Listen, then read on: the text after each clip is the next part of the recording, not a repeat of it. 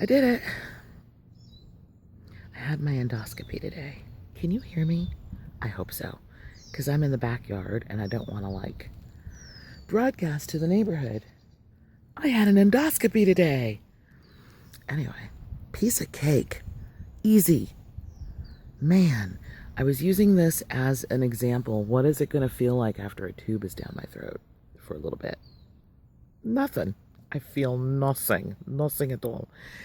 Other people are like, oh my God, my throat is scratchy. I'm really glad I'm not one of those because that bugs me. So I'm really happy that's not the case. So that's kind of an indication of what it'll be like after this sleeve procedure. Really fast, really easy. Like seriously, from the moment that I got to the surgical center, I was probably out of there an hour and a half later.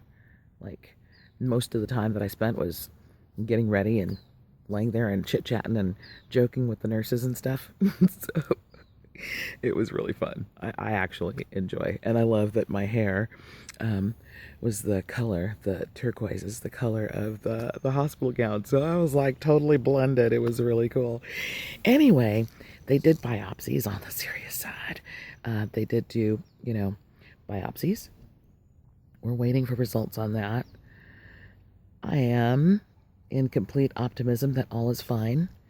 And they will send the results to my surgeon, my sleeve surgeon, and he will then know that it's time. And I'm going to call him right now and let him know that my date is April 21st. I don't know what else he has on his calendar, but he needs to adjust it, and put me in first thing in the morning, April 21st.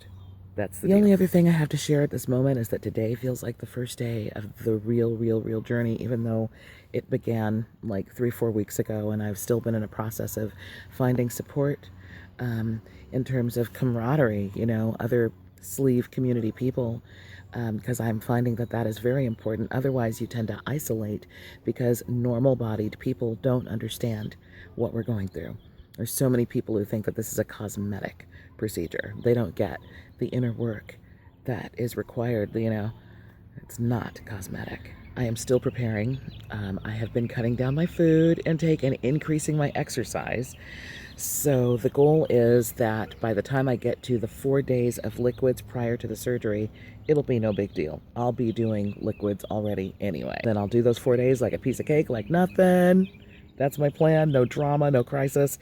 And then have the surgery, and then it's more liquids, We'll talk more about that. But anyway, it's definitely a good thing that I am putting myself through the paces.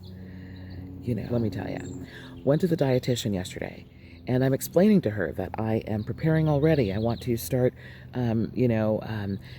work my way into a predominantly liquid diet ahead of time so that I'm not stressed out when the 4 days prior to surgery comes and I'm supposed to be on this liquid diet. She's like, why?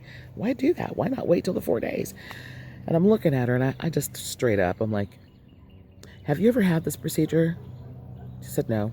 I'm like, right. And you've only been doing this, working with people who are having gastric or bariatric procedures for 2 years. So I don't expect you to understand the drama that we face about eating and what we put in our mouths and stuff. It's kind of a big deal. That's why we're here. So yeah, and hell yeah, I am absolutely preparing ahead of time. If it was that easy to just suddenly go liquid, all of my past diets would have worked. I wouldn't be in this situation. I wouldn't be holding my phone talking to you like this right now. That's my story.